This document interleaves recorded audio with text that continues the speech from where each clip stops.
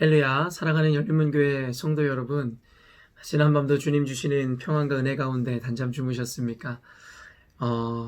오늘은 화요일 아침을 깨우는 하나님의 말씀으로 이 아침의 문을 활짝 열어보고자 합니다.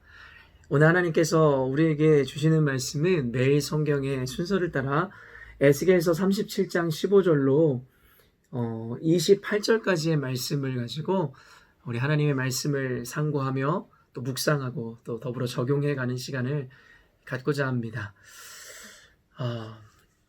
요즘에 계속되어지는 이슈들 중에 하나였던 것이 바로 대한민국의 그 정치권에 대한 서로의 다툼과 나눔 그리고 분열이었던 것 같습니다.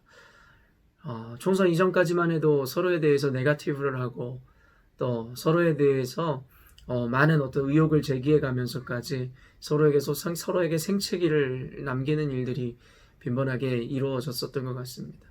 물론 이것은 비단 현대에 와서 요 근래의 일일 뿐만이 아니라 이 정치라는 것의 특성상 계속해서 양쪽 아니면 더 나아가서 여러 가지 진영의 논리에 빠져 서로가 다투고 또 싸우고 또 네거티브하고 비난하는 것들이 계속 반복되어졌었던 것 같습니다.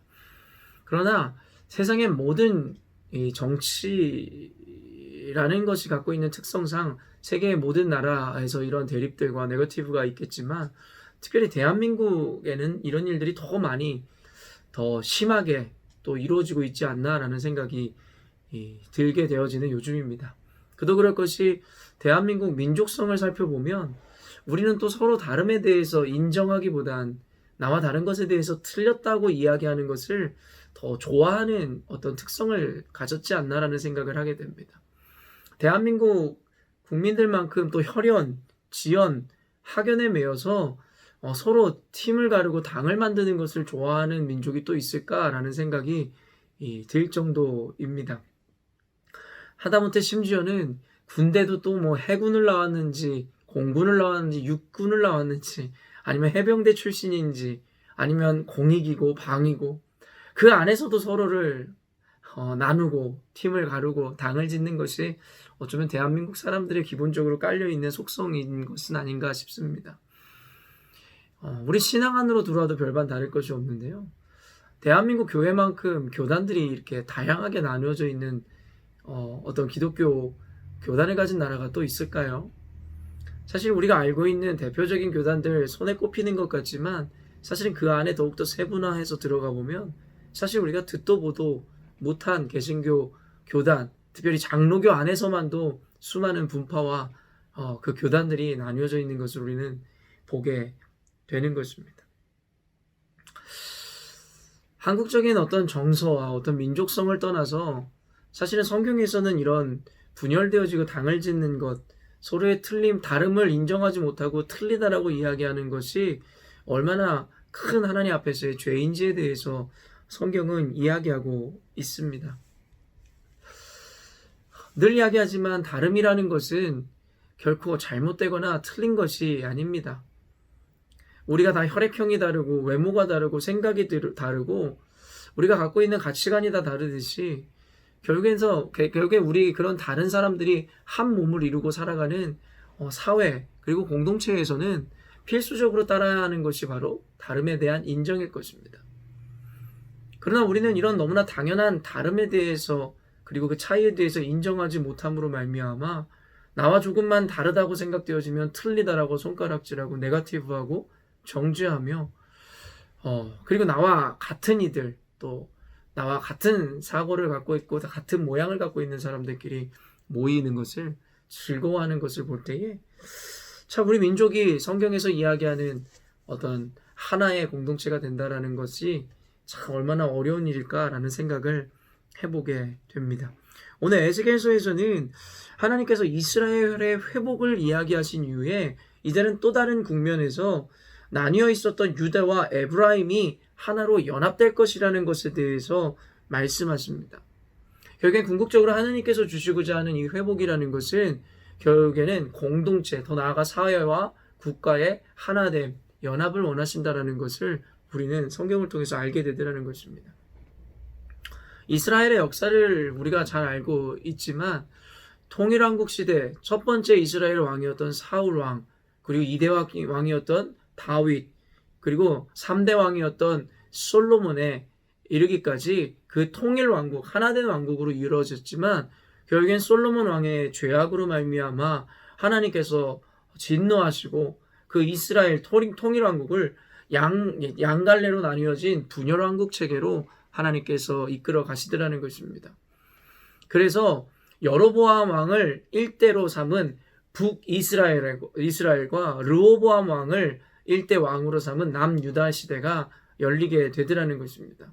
그래서 북이스라엘은 12지파 중에 10지파가 함께하게 되는 것이고 남유다에는 그 12지파 중 2지파가 함께 짝을 이루어 국가를 형성하게 되었죠.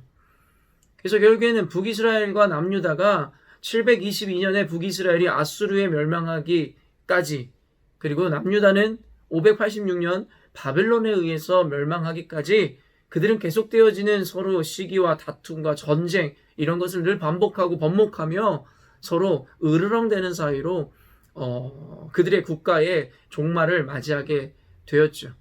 오늘 에스겔서에서는 그런 국가들의 온전한 연합을 하나님께서 진정한 회복이라 말씀하신다라고 이야기합니다. 특별히 요 며칠 동안 계속 보았듯이 하나님께서는 형제들 간의 사랑, 형제들끼리의 환대하고 아껴주고 사랑해주는 것이 얼마나 큰 가치인지에 대해서 함께 나누어 왔습니다. 여러분 잘 아시다시피 오늘 에스겔서 37장에서 이야기하는 두 개의 막대기가 하나로 될 것이라는 것, 그래서 한 막대기에 쓰여진 것이 바로 유다, 남유다를 의미하는 것이겠죠. 그리고 한 막대기에 쓰여진 것이 바로 에브라임 막대기라고 이야기하고 있습니다. 여러분 에브라임이 어떤 족속인지 여러분 알고 계시지요? 하나님께서는 야곱의 12아들을 하나님의 약속의 땅에서의 유업을 이어갈 12지파로 삼으셨습니다. 그런데 우리가 잘 알고 있듯이 레위 지파는 하나님께서 제사장 지파로 삼으셨기 때문에 그들에게는 땅을 기업으로 분배하지 않으시더라는 것이에요. 그렇다면 12지파 중에 레위 지파는 땅을 실제적으로 유업으로 있는 하나의 이 공동체 개념에서 빠져나가게 되더라는 것이죠. 그러면서 하나님께서는 요셉에게 2배의 축복을 해주십니다.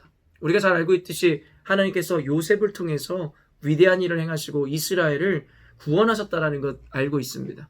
그래서 2배의 축복을 하시기로 하셨고 결국에는 요셉의 두 아들이었던 므낫세와 에브라임을 그 12지파에 귀속시키게 되더라는 것이죠. 그 말은 무엇이에요? 제사장 지파로서 레위 지파가 빠지게 되고, 그리고 요셉이라는 이름을 빼고 요셉의 자녀였던 므낫세와 에브라임 두 지파를 그 12지파에 집어넣게 되더라는 것입니다. 그리고 분열되었던 북이스라엘과 남유다, 유다와 에브라임 막대기라고 지칭하는 이유는 우리가 역사적으로도 알고 있듯이 북이스라엘의 10지파가 함께 구성하여 국가를 이루고 있었으나 에브라임과 이 므낫세를 주축으로 그 국가가 이루어져 가고 있었음을 우리가 보게 되더라는 것이죠. 그래서 하나님께서는 특별히 형이었던 므낫세보다도 이 에브라임이 성경에서 증거하듯이 요셉의 영적인 이 장자권을 이어가는 장자지파로서 에브라임을 선택하셨는데, 그래서 오늘은 북이스라엘 중에서도 축이 되었던 에브라임을 바로 북이스라엘의 대표 지파로서 이름을 거론하게 된 것입니다. 그래서 결국에는 에브라임과 유다의 막대기가 하나가 된다는 것의 의미는 무엇이냐면 분열되었던 북이스라엘과 남유다가 하나 되어야 될 것에 대해서 하나님께서 말씀하고 계시더라는 것입니다. 하나님의 궁극적인 회복이라는 것은 결국에는 나뉘어지고 갈라졌었던, 특별히 형제들이 하나 되어질 때에 온전한 회복이라고 말씀하고 계시는 것을 우리가 보게 되더라는 것입니다. 성경에 보면 하나님은 당짓는 것과 분열하고 서로를 시기 질투 다툼하는 것에 대해서 그것은 용서받지 못할 죄라고 말씀하시기까지 굉장히 중한 죄로 여기신다는 것을 우리는 알게 됩니다. 그러나 아까도 이야기했지만 비단 정치권이나 아니면 어떤 사회적인 현상을 넘어 교회 안에서까지 이런 분열과 나님, 당짓는 것이 늘상 이루어지고 있는 것을 우리는 보면서 예수님을 머리로 한 교회라 이야기하면서도 우리가 예수님의 뜻대로 교회를 운영하거나 이끌어가는 것이 아니라 얼마나 자기 민족적 특성과 자신의 이기로 교회를 이루고 있었는지를 생각해 보게 되더라는 것입니다. 성경에 보면 마태복음 5장에 이런 말씀이 있습니다. 마태복음 5장 23절, 24절에 그러므로 예물을 제단에 드리려다가 거기서 내 형제에게 원망 들을 만한 일이 있는 것이 생각나거든 예물을 제단 앞에 두고 먼저 가서 형제와 화목하고 그 후에 와서 예물을 드리라 이야기합니다. 이 말인즉슨 예물로 이야기되어지는 우리가 예배를 드릴 때에도 우리가 형제끼리 하나 되고 화목되지 않았다면 하나님은 그 예배를 받으시지 않는다라는 것입니다. 그렇기 때문에 성경에서는 예배라는 가치를 너무나도 중요하게 생각하지만 그 예배가 온전케 되어지기 위해서는 형제끼리 하나 되고 한 몸이 되어 주님 앞에 나아올 때에 그 예배가 온전해진다라고 이야기하고 있다라는 것입니다. 저는 개인적으로 이 코로나 바이러스로 인해서 격리된 시간이 참으로 감사하다고 생각하고 있는 요즘입니다. 물론 누구도 원치 않았던 상황이기에 감사를 발견하기 위해서 하나님께 고백하는 감사일 수는 있을지 모르겠으나 그럼에도 불구하고 날마다 여러분들이 말씀을 상고하고 이렇게라도 말씀을 늘 가까이 하는 것으로 인해서 저는 고무적이고 감사한 일이라고 생각하고 있는 것이죠. 그리고 더불어 이 시간을 통해서 우리가 만나지는 못하지만 교회 공동체의 소중함과 또 예배의 가치를 다시 한번 새롭게 깨닫는 시간이 될 것 같아 너무나 감사하다는 고백을 할 수밖에 없습니다. 그러나 이 시간을 통해서 말씀에 의해서 우리가 영적으로 성숙해지고 이 공동체에 대한 소망이 더 커지는 가운데 어쩌면 우리 공동체 가운데 하나님께서 오늘 이 말씀을 통해서 이런 귀한 깨달음과 적용을 주시는 것 아닌지를 한번 생각해 보고자 합니다. 저는 상대적으로 열린문교회를 이 예배를 드리시는 여러분들보다 상대적으로 짧은 시간 섬겨왔습니다. 그래서 여러분들보다 이 열린문교회 역사에 대해서 제가 더 잘 안다고는 할 수는 없으나 목회자로서의 안목에 의해서 하나님이 보여주시고 조명해 주시는 것에 따라서 또한 주변에서 여러 성도들의 이야기를 통해서 제가 알게 되는 것은 무엇이냐면 열린문교회는 계속 반복되었었던 계속 간의 어떤 계층 간의 갈등과 또 이해관계 또 그리고 다툼들, 분열들, 서로의 목소리를 내기 위한 주장들 그런 이야기를 너무 많이 들어왔습니다.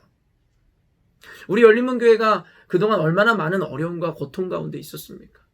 사실은 그런데 그 결과물에는 분명한 어떤 열린문교회 가운데 어떤 죄와 연약함과 허물이 있었기에 주님께서 그것에 대한 심판이었든 아니면 그것을 이제는 깨고 새로운 공동체가 되라 하는 하나님의 선한 의도셨든 결국에는 우리 공동체가 온전치 못한 모습을 갖고 있었던 것도 사실이라는 것입니다. 그리고 저는 그 일이 너무나 당연하게도 공동체가 하나 되지 못한 것에 대한 것이라고 확신합니다. 그렇기 때문에 오늘 말씀을 통해서 저는 우리 열린문교회 성도들이 누군가를 비판하고 정죄하라는 것이 아니라 먼저 내 스스로를 돌아보는 시간이 되었으면 좋겠습니다. 나 역시도 나랑 다르다고 해서 혹시 틀리다고 정죄하고 손가락질하고 비난하고 수군거리며 남에게 그에 대한 험담을 하고 다니지는 않았는지, 심지어는 내 의견을 관철시키기 위해서 존재하지도 않는 일을 만들어서 거짓 배포를 하거나 아니면 남들에게 이간질하거나 자신의 어떤 이익과 유익을 위해서 그렇지 않은 상대방에 대해서 폄하하고 다니지 않았는지를 고민해 봐야 하는 시점이라는 것입니다. 어떤 이들은 또 교회를 위한다 하면서 결국엔 자신의 권력을 위해서 아니면 자신의 명예를 위해서 아니면 자신의 이름을 드러내기 위해서 혹시 교회를 등에 업고 자신의 영광을 나타낸 일은 있지 않았는지도 고민해 봐야 할 것 같습니다. 에스겔서에 나타나는 하나님의 회복, 심판 이후의 회복이 있듯이 저는 우리 열린문교회가 이제는 그 긴 시간의 어려움의 터널, 어두움의 터널을 지나 이제는 회복하고 새로운 새 에덴 동산과 같이 새로운 하나님의 왕국이 건설되어지고 회복되어지는 온전한 공동체의 모습을 갖춰가고 있다라고 믿습니다. 그러나 오늘 회복의 끝에 주님께서 에브라임과 유다가 하나 되어지는 것을 보여주심으로 말미암아 하나님이 원하시는 공동체는 하나된 공동체라는 것을 보여주듯이 이제는 과거는 지나간 것이고 이전에는 어떠했든지 관계없이 이제는 우리 스스로를 낮추고 겸손하여져서 서로를 사랑하고 주님 이름 안에 하나 될 때가 됐다라고 믿습니다. 결국엔 주님께서 앞으로 통치하실 나라, 다윗의 자손인 메시아 예수 그리스도를 중심으로 하나 될 것에 대해서 주님은 말씀하십니다. 우리 교회의 주인은 주님이십니다. 예수님을 머리로 한 우리는 한 몸인 것입니다. 그렇기 때문에 한 몸 공동체로서 우리가 분열되어지거나 나누어지거나 고린도전서 12장, 로마서 12장에서 이야기하듯이 나와 다르다고 하여 손가락질하거나 비난하거나 그리고 그에게 침을 뱉을 수 없다는 것을 우리는 깨달아야 하는 것입니다. 진정으로 우리가 예수님을 믿는 자들이라면, 진정으로 그 믿음 안에서 한 몸을 이룬 공동체 원으로서 살아가는 자들이라면 이제는 더 이상 나와 다르다고 하여 틀리다고 손가락질하는 자리에서 나와야 할 줄로 믿습니다. 그리고 도리어 그들의 종이 되어 그들을 섬기고 그들에게 내 생각을 낮추고 죽여서라도 그들과 하나 되는 태도를 우리 스스로가 가져야 할 것입니다. 잊지 말아야 합니다. 의인은 없으니 하나도 없다라는 하나님의 말씀입니다. 아무리 내가 스스로 옳고 내가 의롭고 나는 가장 지혜롭다 생각할지 모르겠으나 성경은 여지없이 그것은 당신의 착각이라고 말씀하고 있는 것입니다. 그렇기 때문에 스스로를 높이거나 나를 의롭거나 나를 기준으로 삼는 것이 아니라 스스로 겸손히 낮춤으로 하나님의 말씀만이 유일한 기준이 되어 예수님을 머리에 두고 우리는 서로의 부족함을 인정함으로 서로 보듬어주고 하나가 되는 공동체가 되어야 할 줄로 믿습니다. 사랑하는 열린문교회 성도 여러분, 늘 말씀드리지만 성경을 통하여 주어지는 찔림이라는 것은 하나님이 우리를 정죄하기 위해서 주시는 말씀이 아니라는 것입니다. 도리어 우리를 사랑하기 때문에 우리를 통해서 더 온전한 공동체를 세우고자 하시는 하나님의 꿈이시기에 우리들 가운데 찔림을 주시고 우리들에게 깨달음을 주셔서 우리에게 이 시간 말씀 앞에 순종하고 납작 엎드려져 하나님 앞에 겸손함으로 나아가기를 원하신다는 것입니다. 사랑하는 성도 여러분, 제가 구체적인 어떤 적용을 드릴 수는 없습니다. 그러나 오늘의 이 말씀을 통해서 성령께서 여러분에게 찾아가셔서 각자가 꼭 실천하고 적용해야 되어지는 부분에 대해서 밝히 말씀해 주실 것을 믿습니다. 저는 오늘도 하루를 살아가며 우리 열린문교회 성도들의 마음 가운데 그런 성령의 조명하심과 은혜에 의해서 겸손하고 스스로를 낮추고 서로를 사랑하는 마음이 세워지기를 계속해서 기도하며 중보할 것입니다. 오늘도 우리 열린문교회 성도들 한 명 한 명 기억나시는 분들의 이름을 불러가며 중보해 주시고 기도해 주시고 할 수만 있다면 그들에게 여러분의 사랑을 전하여 주시는 여러분 되시기를 주님의 이름으로 축원합니다. 잠깐 기도하겠습니다. 하나님 아버지, 오늘 에스겔서 말씀을 통하여 그동안 분열되었었던 북이스라엘과 남유다의 화합에 대하여 그것이 진정한 회복이라 말씀하신 주님의 말씀을 기억하게 됩니다. 하나님, 그동안 열린문교회 가운데 얼마나 반복되어졌던 수많은 계층 간의 갈등과 이해관계 가운데서 이루어졌던 나눔과 분열이 있었습니까?